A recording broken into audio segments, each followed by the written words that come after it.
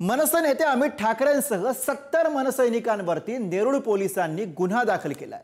छत्रपती शिवाजी महाराजांच्या पुतळ्याचं रीतसर परवानगी न घेता लोकार्पण केल्यामुळे त्यांच्यावर जमावबंदीचं उल्लंघन केल्याचा आरोप आहे।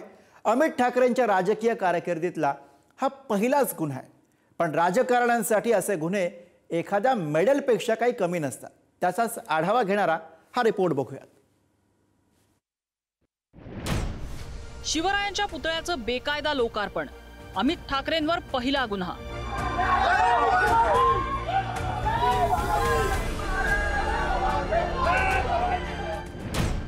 शिवरायांसाठी गुन्हा करेन पुन्हा पुन्हा वदले अमित ठाकरे।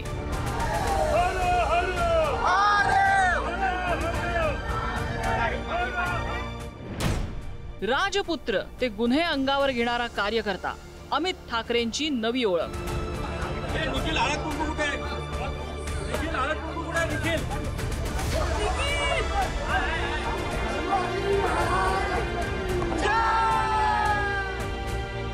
साहेबांनी आदेश द्यावे आणि कार्यकर्त्यांनी त्याची चोख अंमलबजावणी करावी, किंवा राजकारण्यांनी आंदोलनाचं श्रेय घ्यावं आणि कार्यकर्त्यांनी पोलीस केस अंगावर घ्यावी, पोलीस स्टेशन आणि कोर्टाच्या फेऱ्या माराव्या, हेच राजकारणाचं कटू वास्तव।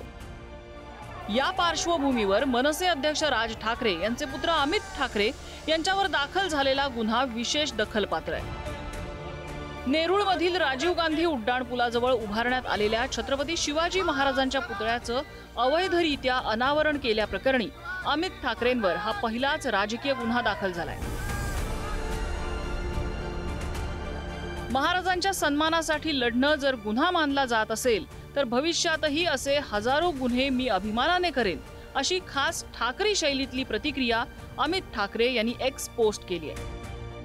तुमच्या नेत्यांना आणि तुमच्या मंत्र्यांना वेळ मिळत नाही म्हणून तुम्ही हे करून ठेवणार।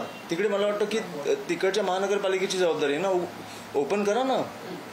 मंत्र्यांना वेळ नसेल तर महाराजांसाठी एक पहिली राजकीय केस माझ्यावर जर झाली असेल तर मला खूप आनंद झाला त्याचा। मी सकाळी उठल्यावर मला FIR आला आणि मला खूप बरं वाटलं की महाराजांसाठी मी पहिली केस घेतली महाराष्ट्रात माझ्या राजकीय प्रवासात, त्याच्यामुळे मला खूप बरं वाटलंय। राजकीय गुन्हा म्हणजे खरं तर नेता आणि कार्यकर्त्यांसाठी जणू दागिनाच।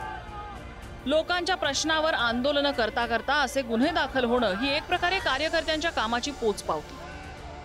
मात्र आताच्या कॉर्पोरेटीकरण झालेल्या राजकारणाच्या जमान्यात नेत्यांप्रमाणे कार्यकर्तेही कपड्यांची घडी बिघडू न देता AC गाड्यांमध्ये फिरणं आणि सेटलमेंट करणं यालाच राजकारण मानायला लागले। म्हणूनच अमित ठाकरेंवर दाखल झालेला गुन्हा हे रस्त्यावरच्या राजकारणानेच नेता तयार होतो हे दाखवणारं उदाहरण आहे।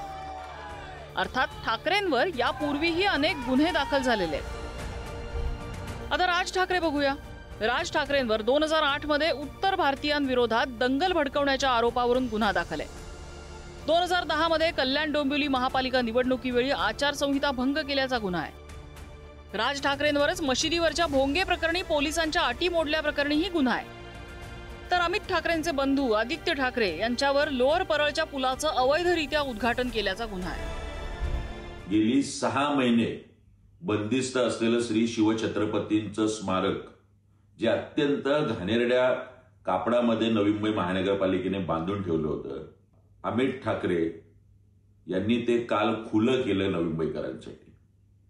आणि याबद्दल नवी मुंबई पोलिसांनी या दळबद्री सरकारच्या दबावाखाली अमित ठाकरेंवर गंभीर गुन्हे दाखल केले। शिवभक्तांनो, शिवप्रेमींनो, हे ऐका, वाचा आणि आता पेटून उठा। ठाकरे आणि ठाकरेंसाठी लढणाऱ्या सैनिकांना केसेस नव्या नाहीत, केसेस आमच्यासाठी मेडल असतात।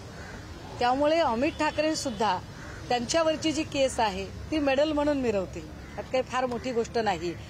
जर महाराष्ट्र धर्म वाढवण्यासाठी आणि मराठी माणसाची सत्तामत्ता अस्मिता म्हणून छत्रपती शिवरायांच्यासाठी एक भूमिका त्यांनी घेतली असेल आणि त्यासाठीची केस असेल तर मला विश्वास आहे ठाकरे आणि ठाकरेंचे सैनिक अशा केसेस मेडल म्हणून वावरतील। नेरूळ शिवपुतळा अनावरण आंदोलनात अमित ठाकरेंनी मनसे कार्यकर्त्यांसमवेत आंदोलनात उतरून गुन्हा अंगावर घेणं हे नेता कार्यकर्ता संबंध दृढ करणारं उदाहरण आहे।